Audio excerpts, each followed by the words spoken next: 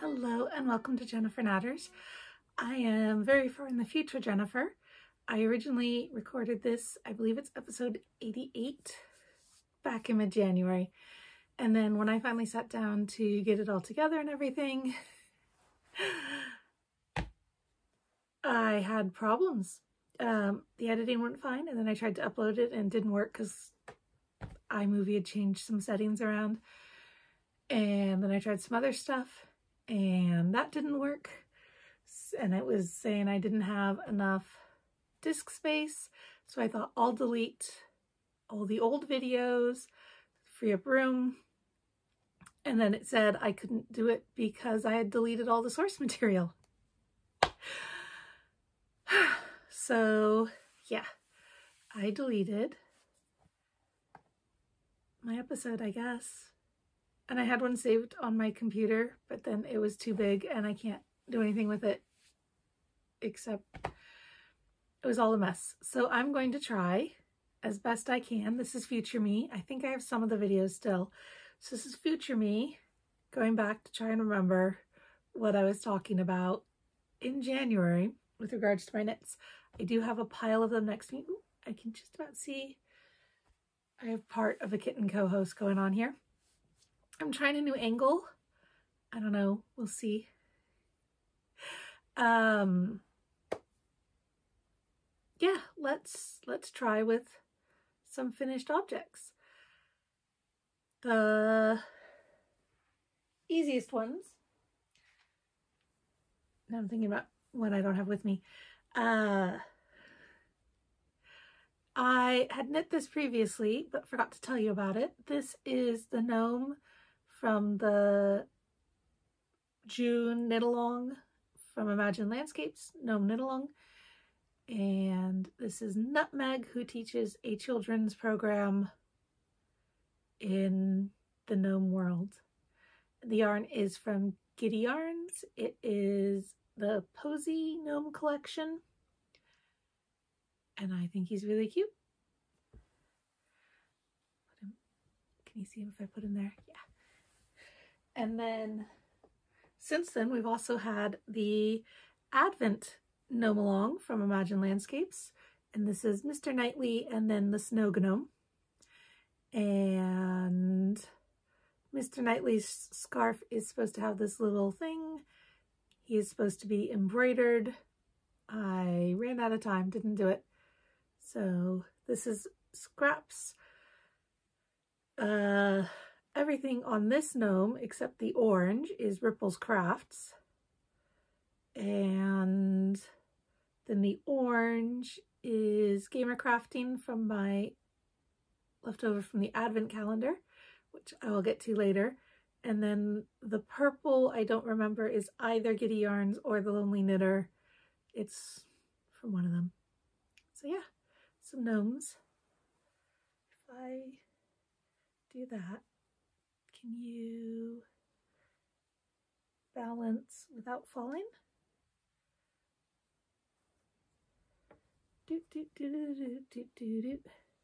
Sorry, a professional podcaster would have worked this out ahead of time. Let me create a little platform.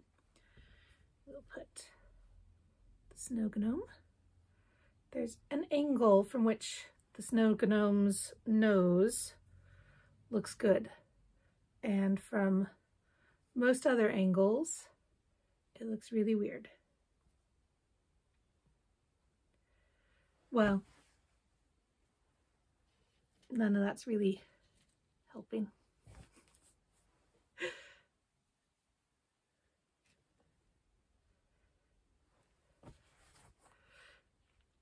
So yeah, those are my finished gnomes. Oop, just dropped something. I also have two pairs of finished socks. I have these are my Halloween socks. They are Chaotic Cauldron by Giddy Yarns. I had started one of them, I don't know which, but we'll just hold one for example. I had started one that I talked about in 2022, and it was just this big long tube. I was going to try to make knee socks. I cannot make knee socks out of 100-gram ball of yarn, even with contrast heels and toes. My calves are too big. I cannot. I know some people with skinnier legs have been able to do it. I am not going to be one of them. Can you see? Yeah, there you go. Such pretty stripes. Helen has said she's not doing the her self-striping for a while. She's taking a year break. So anyway, I knit this big long tube, adding increases to make it bigger, and then because I divided the yarn into 250-gram balls, eventually conceded defeat and pulled it all back and reknit a normal length sock. And then I knit the other normal length sock. So now I have my Halloween socks. Fold those up again. And the other ones are my contrast black socks. These are actually my husband's contrast black socks. He did wear them for about 2 weeks straight. Hold on a second. Bit of an interruption on my side. My oldest woke up, so I went to go do parenting stuff. She is home educated. And so yeah, I think the lights changed and all sorts of stuff. We're on lunch break now, if that didn't... I'm a bit scattered now. I was getting through this really quickly. In no particular type of coherency, but quickly. So getting back into it, I think I was just starting to talk about the contrast blast socks. I took the time to get a sock blocker. Now, the first time I recorded this, I didn't have them to show because I had finished them just a little bit before, and having given them to my husband, he wore them. And I got them back and I washed them, but I think he might have worn them again. I took pictures and then I gave them back to him thinking I was done with them. So I've got them again. They've got, yeah, they're not pristine and perfect. And if that's not your thing, then I'm sorry, but this is the way my life is. So this was the Mystery Knit Along over the summer, the Secret Sock Along, I think Stephen West called it. Because if you're Stephen West, you can just make up new names for things everyone else already has their own name for. I really like the zigzag stitch. I even like the cable on the cuff. And I wasn't fond of doing this, I don't know, would you call that a light stitch? This texture colorwork heel. Cables down the instep, a bit weird. My husband loves them. He says they are incredibly comfortable. There's also texture on the toe. And then these sections are textured.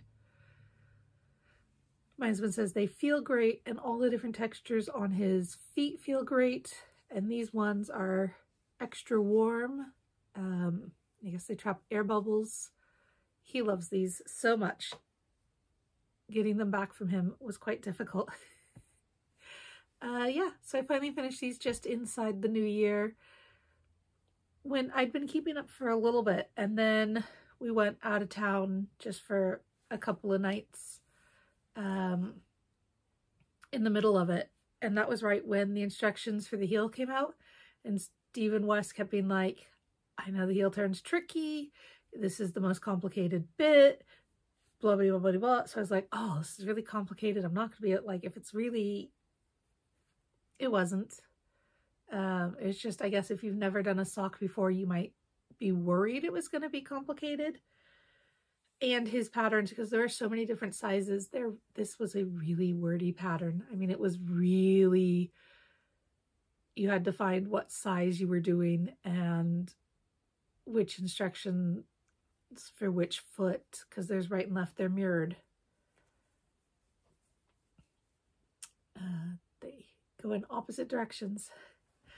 So yeah, I thought it was going to be a big thing. So I was like, oh, I guess I can't work on that. I'll just set it aside for a while. And then I set it aside for a long while. So good to have those finally finished. I would knit them again. I wouldn't do the basket weave sections, the puffy sections, but I think I would do the stair step just all around, and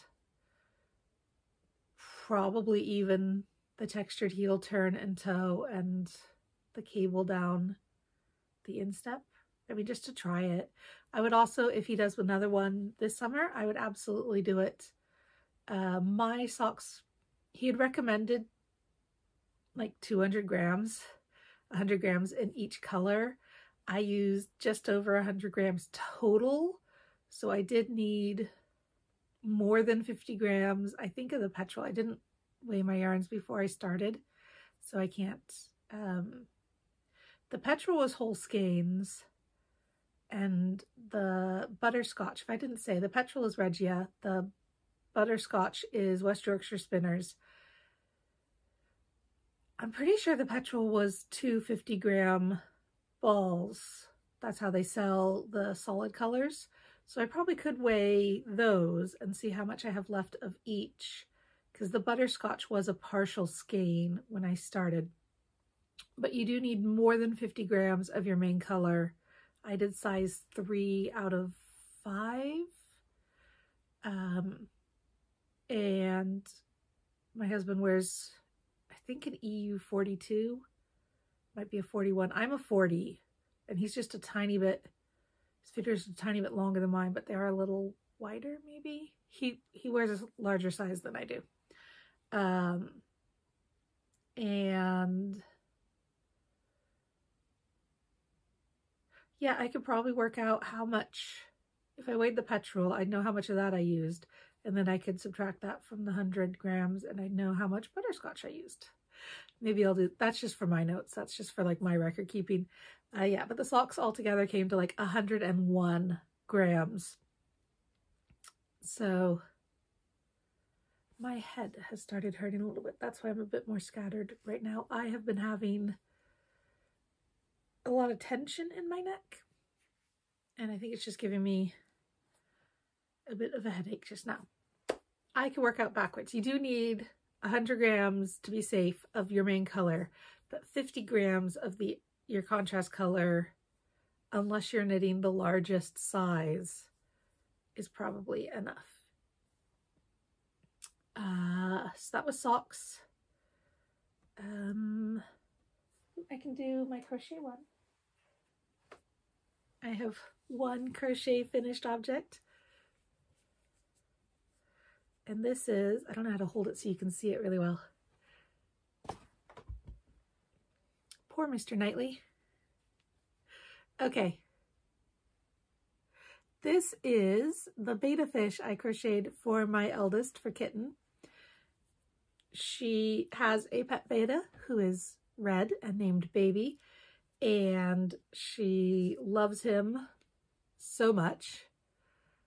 So she wanted me to crochet her a betta fish. So we found a pattern. This one was just off Etsy. I think I found it on Ravelry, but bought it from Etsy. And yeah, he's got all of his different fins. And this is the pattern. In my usual, I'm not very good at crochet. I basically have to look up every different kind of stitch every time I need to do it, or at least every project where I need to do it. And this one used American terms, single crochet, double crochet, and treble crochets, all, like the tail used all of them. And for the first time, I'm like, oh, that's why they're called those things, because I had thought the UK terms made more sense. But now I'm thinking the US ones more closely describe, like the single, double, treble, and then the double half crochet stitch, blah, blah, blah. But yeah, that's looking good. And that's just out of Rico Cotton Creative Cotton It's red, which is number 5. I used a 3mm hook. See, I do have notes. I just haven't been looking at them. The Creative Cotton, I believe, is described as an Aran. What's next? Hats.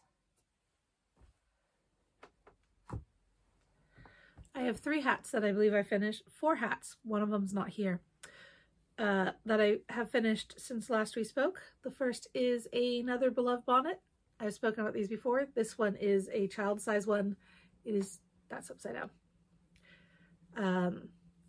This side is shorter than this side because this side goes around the back of your neck and this side goes around your face. So it does have a proper way. This has already been given, because I already recorded this podcast over a month ago. This had already been given to Rainbow, my younger one, although she doesn't wear hats. But we did have, last time I was recording this, we had like a week where it just snowed constantly. It was mostly just like, you know, tiny little single flakes drifting by gently, but it did snow. Basically, there was always at least one snowflake that you could see somewhere falling from the sky. We got many inches, which snowfall here is usually measured in millimeter. And I know I'm changing units, but yeah, it was a lot of snow for us. Anyway, this is a beloved bonnet in, I no longer have the ball bandwidth again, because that was before. It is Save the Last Dance, which was a color from The Lonely Knitter back when she was dying under the name Bumbling Yarns. So it's not one of her current colors, but it's pinks with more pinks and these like navy speckles that kind of come out purplish. So yeah, a nice, soft, comfortable hat. I really like these. I know I've said before, they fit well under bicycle helmets. They get like right down around your face. You can tie them under your chin to get a nice like close fit without adding a lot of bulk. So yeah, I like these for cold days under bicycle helmets. Speaking of hats that would add a lot of bulks, let's do this other one first. This is a Musselburgh by Ysolda Teague. It is knit as a double-ended tube, and then you can either do it as like a scarf around your neck, but I don't think anyone does. I know she based it on a pattern that was intended to be used that way, and I think it was a little longer. When I say based on a pattern, it was from like World War I, when they were having people knit for the troops. So then you fold one side into the other, and you can fold it up or reverse it. Ta-da! I knit one of these for my husband. I knit one of them for Kitten, my oldest, and then this one was claimed by Rainbow, my youngest. But then she wouldn't wear it because she said it was too itchy and too warm. She does not particularly wear hats. She's the kind of kid who's like, I pick her up from school, and even when there is snow on the ground, she throws her coat at me and is running around in thin leggings and a short sleeve t-shirt. Well, polo shirt, because it's cool. She says she doesn't feel cold. I wish I had a metabolism that would actually keep me warm, because that sounds really nice, actually. Yeah. So anyway, this was knit in Little Orkney Dye Shed. It is a BFL bamboo blend. She is right. It isn't, I mean, it's not the softest yarn. But it is very shiny and very pretty. And you can also see it was starting off really well with all these micro stripes. And then I got really poorly in November, and I took this as my knitting in bed project. I never tested positive for COVID, but if you told me it was like, if someone came back and was like, oh yeah, no, you've got the antibodies, you've definitely had COVID, I'd be like, this is when it was. I had the kind of cough where at night I wasn't sleeping more than half an hour at a stretch. I was completely exhausted. I couldn't do anything. It was really, really bad. So I listened to podcasts and worked on this. And as you can see, it went from being like this slow barber pole to just, my gauge must have changed completely. Because I was just lying in bed, like knitting with my eyes closed, listening to these podcasts, completely exhausted. My husband, Chris, had to get Rainbow from school for like 2 weeks straight because I couldn't do anything. And then I coughed so much I was coughing up blood. So you have to go get chest x-rays if that happens. Wasn't my lungs, was just that I coughed so much that I had like damaged my throat. And then even when I got over the cold, it was Christmas before I could talk again. I just had no voice. And then when I recorded this last time, like my voice was still, it would sometimes just fade in and out. So that was not a good period for me, but I have a hat to show for it. And having finished this hat, I did cast on another one, but I don't have it right now because I have so many finished objects to talk about. I'm only going to talk about one whip. It also helps that another whip is now a finished object. So yeah, only going to talk about one whip. I'm just having a quick look at my list of whips. Yes, very nice hat. I will wear it. It was a bit snug for me, but I think it's a good like tension, pull tight, and it'll be really warm on cold days. Ooh, Milo's woken up. Can I let him in? There we go. There's my boy. Oh, no, guess we're done. I thought, yay, he woke up. He's been there the whole time, like since I was doing this morning, and it's been several hours. He's still napping. So that's the second hat. Yes, that's the second hat. My third hat is another Ysolda Teague. Ooh. This is the one from the top of the hat. I have woven in all the ends except the one at the center. This is the Crown Shyness beanie, which is from Knitworthy 7. And it has these really nice cables and these dip stitches that go up to form the crown. I knit this with the leftover yarn from my Tonker Tee by Anyday Knits that I did as a test knit back, I think, September. This is Fyberspates Merino DK in the colorway Sea Green. And then it's a doubled over brim that you then fold up. The doubled over brim is optional. They do have instructions for just doing a longer ribbing and putting it up.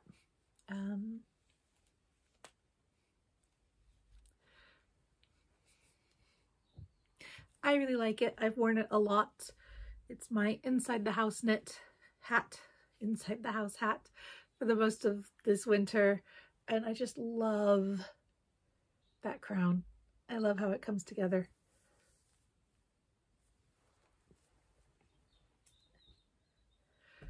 And that was another one when I was knitting it, I thought it was going to be too small, but then it relaxed because it's super wash and is actually just the tiniest bit too big, but it is good. I can just like twist all my hair up and tuck it in the hat and it stays on fairly well. I am back. It's still lovely and snowy outside. It's occasionally snowing, adding more, but tiny, tiny little flakes. So that's always nice. Just very delicate. For a lot of December, the main thing I was working on is a Festive pullover by Ellie of Skeindeer Knits.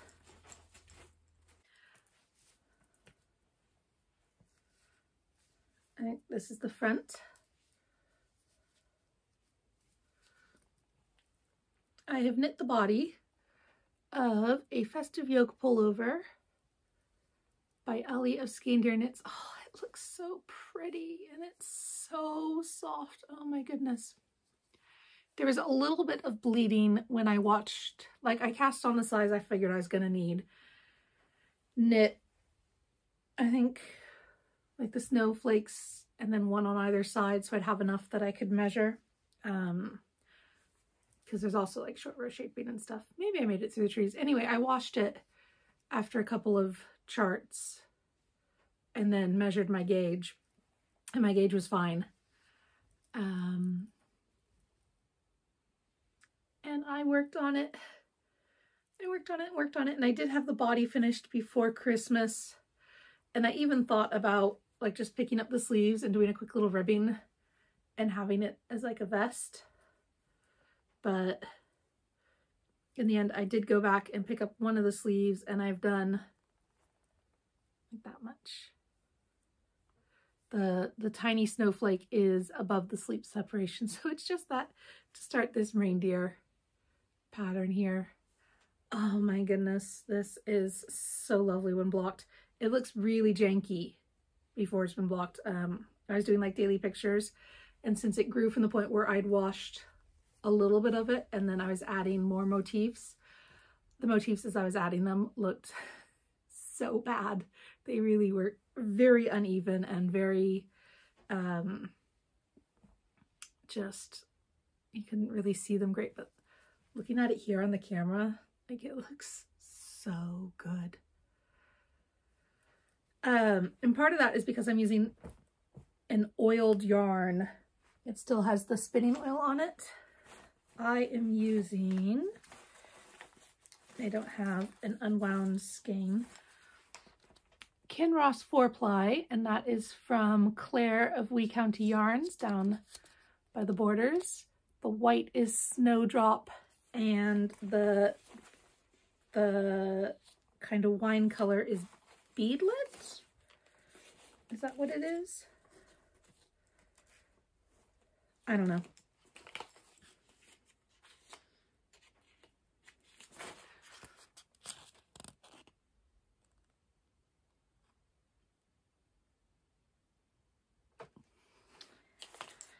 And she hand winds them. She has them spun for her, and then she hand winds them into hanks, 50-gram hanks. So they still have the spinning oil on them, and you have to wash them in like warmish water with like dish soap or something that's really going to get the oils off.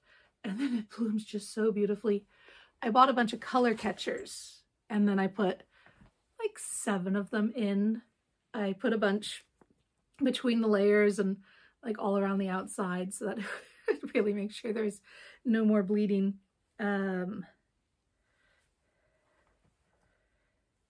Yeah, I can't even particularly see. It's just the tiniest bit, like a little bit of the halo caught a bit of the pink color. I should really finish this. I mean, it's not really something to wear this time of year, but it's so nice. I'll be so happy when it's done. And it went really fast too. Color work is really good for like just one more round to see what happens. And I was getting through on the yoke, it was like a motif a day because the rounds keep getting longer. And then for the body, I could do like 2 a day if I was, I was working on it a lot. Yeah, I am so excited to have that. And I would already, like I'm already mentally picking out. Jameson and Smith has a new 5-ply that came out in like November, I think. And I'm looking at their yarns like, ooh. I will say the Kinross 4-ply, the gauge listed is a little smaller. It's kind of a light fingering, but it also blooms really well, so that makes it really good for the color work, and it kind of bulks out. It's a little, and the pattern was written for like a heavy 4-ply sport weight. So yeah, part of the reason I didn't start it right away is because I was trying to figure out if I should knit it in the Kinross 4-ply that I had specifically bought, not this last year's Glasgow School of Yarn because I didn't go in 2023, but in 2022 I bought it specifically with the hopes of knitting the Festive Yoke pullover. And then I was dithering, well, would it be better to knit it in this Jamieson and Smith, because I could get similar colors, a winey red and like the whitest white, whatever they had was the whitest white for them. But I decided to use the yarn I already have, and it is so nice. Oh my goodness. Claire has made such a beautiful yarn. It is just amazing. So yeah, I need to finish that. So I will definitely have it ready when next Christmas rolls around, and I can wear it all December long and just be like, this is me and my wonderful jumper. Very excited about that one in progress. And then Stop Falling. The other one I've worked on a little bit. This is actually in 2 bags because half of it's in here, and then the bit I'm currently working on is in here, is my next Musselburgh. You'll be like, Jennifer, that's a lot of Musselburghs. Yeah, I have a lot of socks, and some of them need darning and other things, and I've got a lot of sock yarn, and I like knitting socks, but as a family, I think what we need is hats. Both my husband and my oldest child and I basically wear a hat all the time, both inside and out, for like 9 months of the year. And my youngest doesn't wear a hat at all 12 months of the year. So anyway, I have a Musselburgh on the needles, and it is in a sparkly, rainbowy base. This is a 50-gram one. I was gonna pull out the other one to show you. All I have with is the 50 grams for this sparkly rainbow.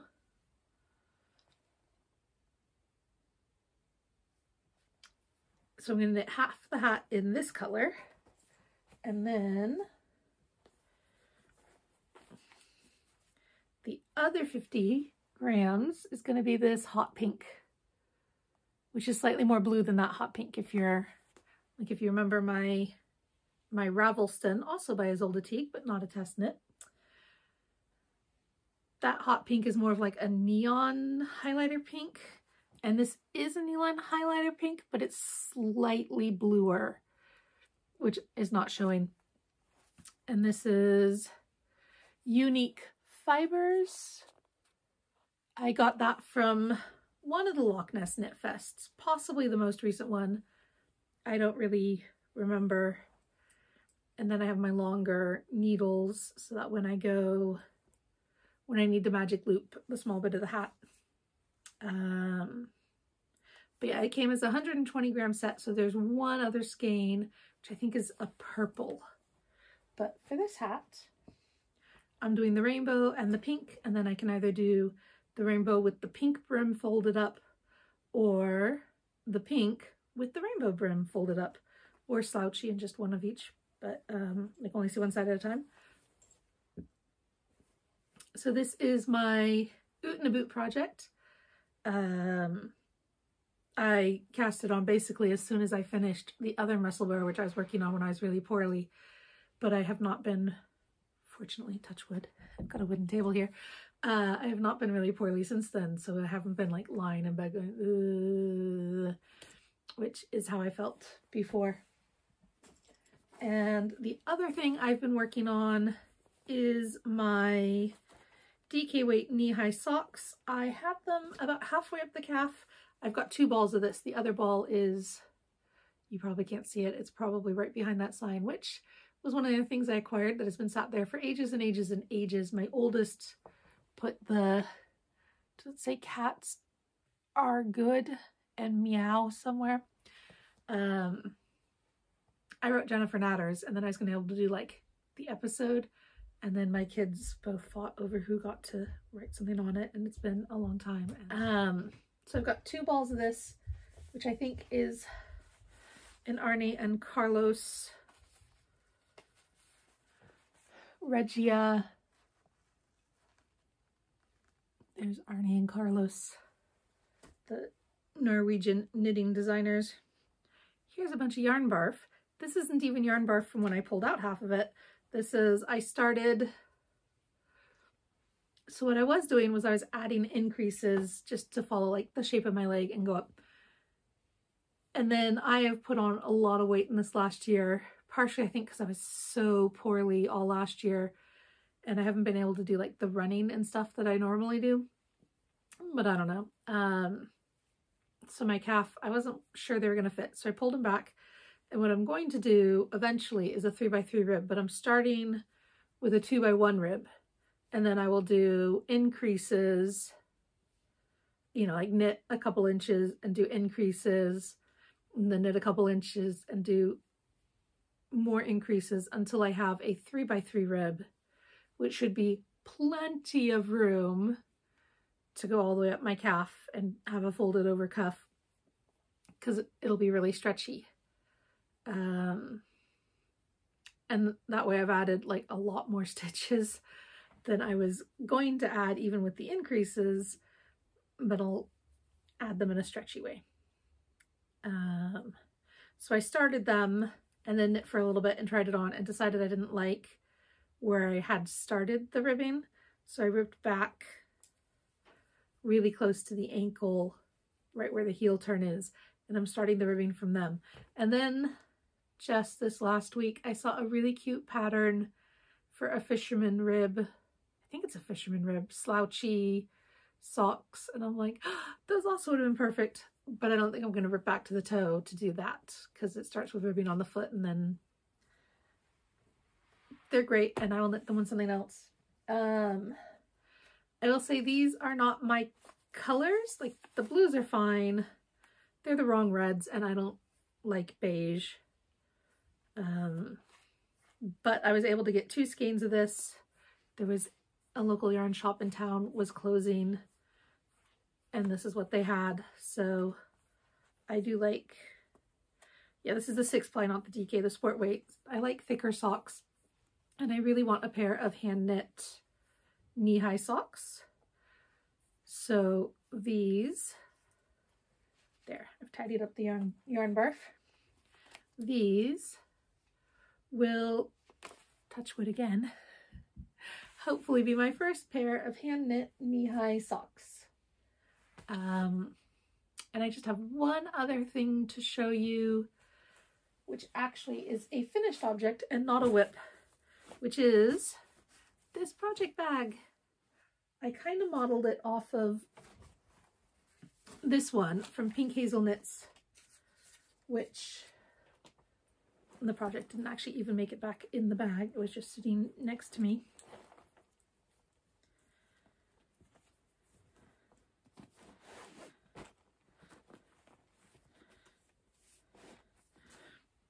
This bag is from Pink Hazel Knits. It's got pockets inside in the teal. That's what it's lined in. It's got this alpaca print fabric. A really nice handle. My bag doesn't have a handle. I figure I can just use the drawstrings as it. I didn't have a handle and I didn't have a way to go out and get some fabric for it. But I kind of took the dimensions of this for how deep the box bottom is, how long to do color 1 before doing color 2, and doing color 1 again at the top. You can kind of see color 2 better on this side. It obviously did not come out looking quite the same. And then I just have some ribbon, and on the inside it's lined in the light purple. I don't think I did a pocket. I have fabric to do a pocket and then I just decided not to. So I made this project bag and both my children came in my room and went, oh, who's that present for? And I'm like, no, it's not a gift bag. It's a project bag. Because I also make gift bags for like Christmas presents and stuff rather than wasting wrapping paper every year. And while I was sorting through my fabric, I finally found, this is not a whip, this is just yarn. This is the Old Annie 4-ply, which was a base 50% Exmoor Blueface, 30% BFL, and 20% Wensleydale.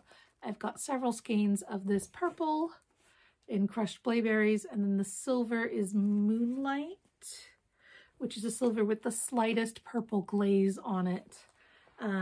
This is Ripple's Crafts. Again, I have been looking for this yarn and I couldn't find it, and it turns out I had kept it with like the packaging it came in. It was open, but I had, you know, I looked at it, yay, it's all perfect. And until I was ready to use it, I just kept it in that bag. And then that bag got put in with the sewing stuff. So I couldn't find it when I was looking for it, and it was driving me bonkers. I almost lost my pull on this side. So yeah, project bag with some fat quarters I picked up just at Hobbycraft, and some green ribbon I just picked up at Hobbycraft, and some interfacing that I already had, and some purple and silver yarn to do a colorwork yoke pullover. So that's the last of things that I have made or am currently working on. I do have acquisitions and stuff. I have life stuff. I mean, I touched on being poorly, and I can't really remember all the other stuff.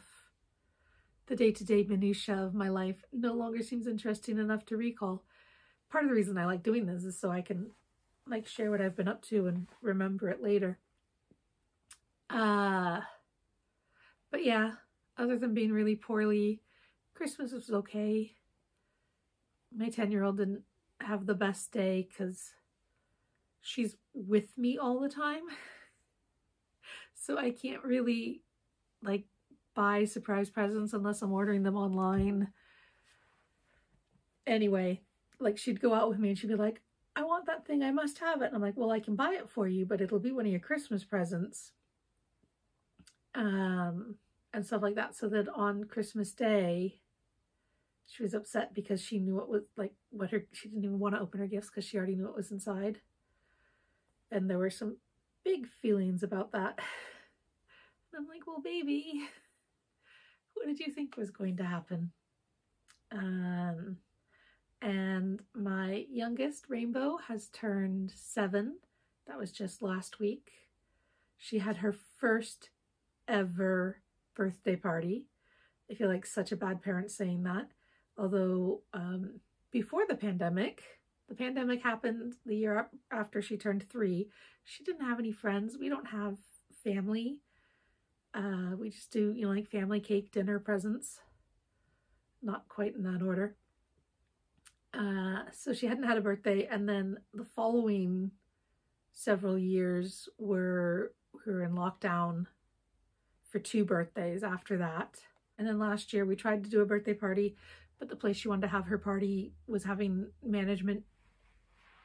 I don't know what was going on with that either, but they were short a manager, so they didn't have someone who could plan and organize and execute the parties. So we couldn't do it, and we didn't manage to find anything else in anything resembling a reasonable amount of time. So she just wound up not. We invited some kids over, like just as a completely last minute. It was a teacher strike day, happened to be on her birthday proper. So I asked around some of her friends' parents and said if they want to come over and play. And then we did cupcake decorating and slime making, and I don't know, I had some crafts, and kids came over at different times, but it wasn't like the birthday party, you know, where people knew they were coming to a birthday party. And so yeah, her first ever birthday party. And I will say, booking out the soft play, I mean, we didn't book the whole thing, we just had a party in the back. It's expensive, and it feels like a lot of money when you're paying for it. We did a joint party with another one of her friends, has a birthday the same week. So we did a joint party with their family. And it feels like even only paying for half of it, it felt like a lot of money. But it was so easy. I mean, I made up gift bags and they bought cupcakes and we sent out invitations, and otherwise we didn't have to do any cleanup, any prep, buy any food, any of that kind of stuff. And we didn't have to entertain the kids when they were there because they ran off and played and came back and had food and sang happy birthday and ran off and played again. It was actually like, if you can afford it, it is easy, and the kids all had fun. So yeah, I've got 2 more birthdays next week. My husband and my oldest child both have a birthday next week, and my birthday's not till May. Got a bit of time for my own one. So yeah, that's what I've been working on. I do have a few acquisitions, but I'm pretty tired right now, so we'll call it there, and maybe I'll do another video with the acquisitions. There's not that many, but there are some. And yeah, I mean, like the pink yarn, where am I pointing? The pink yarn and the green yarn over here, hopefully I'm pointing in the right direction, are actually new ones. I do still have partial cone of the pink up there, and then I realized, well, I'll do this one acquisition. So behind me there is some like unicorn hamster fluff something, and I was like, oh, I'll knit, you know, like a held together to be DK weight fingering and mohair. I find mohair really itchy, but hopefully this one, I'm not planning on wearing it next to skin, so hopefully it'll be okay. I'm like, I'll knit, I got 2 skeins of the mohair, and I had, you know, 200 grams left of the WoolyKnit cone. That'll be fine, right? And I'm like, unless I'm knitting a love note, like I eventually sat down and I'm like, unless I'm knitting a love note, there is no way a person my size can get a pullover out of 200 grams of fingering and 100 grams, 250 gram mohair skeins held together. Like a love note, a cropped love note is all you can do with that, or like a ranunculus or something along those lines. So I ordered 2 more skeins in a slightly different colorway from Corner of Craft. This is Hamster Unicorn. And then when they were having a promotion on the 300 gram hanks, WoolyKnit also do hanks that aren't as big as the cones, but they're still a fairly good size. So I got a hank in, I think it was buy one, get one free, or buy one, get one half price. So I got the pink and the neon green in that sale, and the pink plus the cone plus the other things, I wound them up because balls are easier to store in my life than there's a tit floating around outside, landing on branches and knocking snow down. It's very cute. It's not floating around, obviously, it's flying and flitting, I think was the word I wanted. So yeah, that's like next jumper goals, is to knit up the pink with the 2 different colored fluffs, stripe them helically, and then also like I can hold one with these balls of fluff and one straight off the cone, and those will be my 2 colors. And the plan is to do a Cozy Classic by Jessie May, the DK weight one, but we'll see what I actually get around to when I do it. I want to say one other thing. Pardon the noise. Helen of Giddy Yarns came up with a bingo crafting challenge. You can get a crochet one or a knitting one or a generic crafting one. And I have set myself 9 goals. This is not the make 9 where you pick specific things and then try to make them. It's kind of a generic goals. And I've got knit a sweater for each child, because I do have sweater quantities earmarked for the children, and I need to do something with them. And kid sweaters don't take that long. Knit 5 sweaters for me, including the 3 current whips. So I told you about 2 of them, which is the Musselburgh raglan and the Christmas jumper I want to finish, just needs sleeves. And then I also have this yellow mustard bag here, has a Cauldron by, I think it's the Cauldron by Carrie Westerman, which is in progress. So that's finished the 3 jumpers that I currently have on the needles and knit another 2 over the course of a year. Finish a blanket. I have many blankets in progress, and there's a crochet one in particular that I'm at least at the halfway point, if not past it, to make a blanket for my youngest, a rainbow, well, it's not in rainbow order, but a rainbowy corner to corner self-striping yarn. that one should be easy enough to finish if I actually work on it. Finished 3 things for Chris. I did say I finished the socks that I had started over the summer for him. I'm not counting those. I want to do 3 other things. And then I've got knee-high socks. I showed you those are started. Colorwork socks. I would like to do a stranded colorwork socks. I have yarn. I have patterns. I just need to actually knit a pair. And then I've got more out than in. So try to use or get rid of more yarn than I acquire in the new year. Yeah. And then I've got 2 sewing projects on here, though I may swap them out for knitting projects and do a separate sewing thing. But I have Sew a Dress. I've made my corduroy pinafore dress, and I don't mean that. I do have purple fabric to make another one of those. That won't count for this. I want to make like a jersey dress. I've got a cashmerette pattern. I've actually got a couple cashmerette patterns. Just sew one of them up as a dress. I've got fabric. I just need to do it on the serger.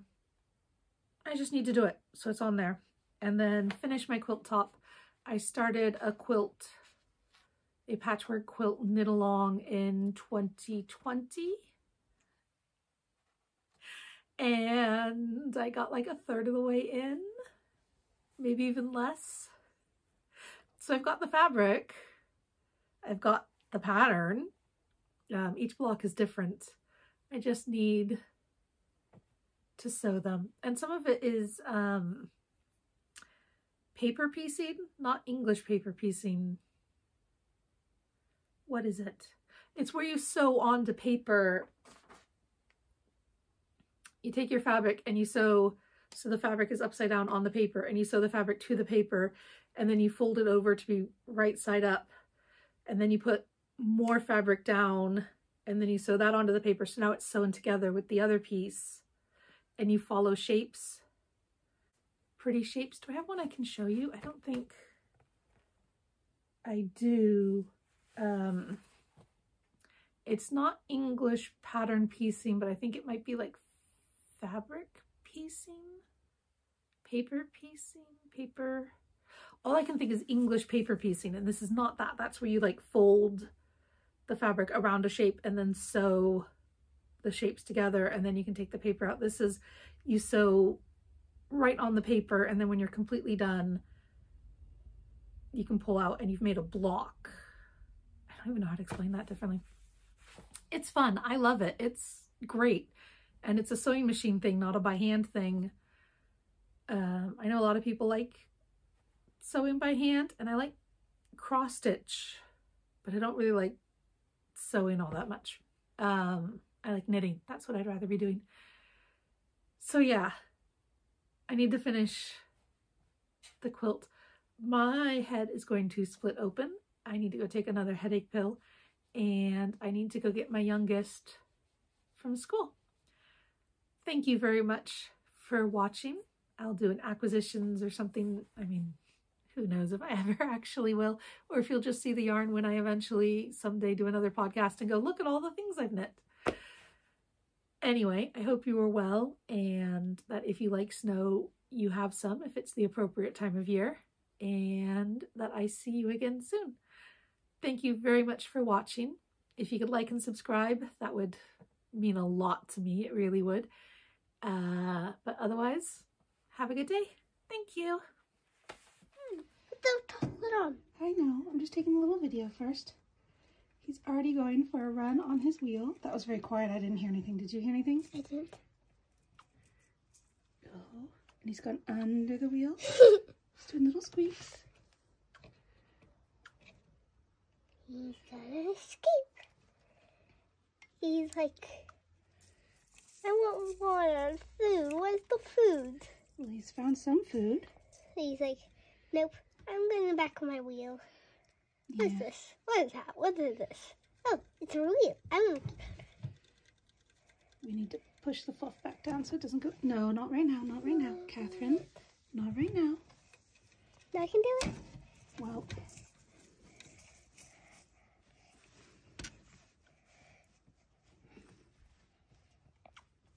Where is he? He's kissing. is he doing little squeaky noises? He's doing little kisses. Yeah. Let's put it back on now. Okay.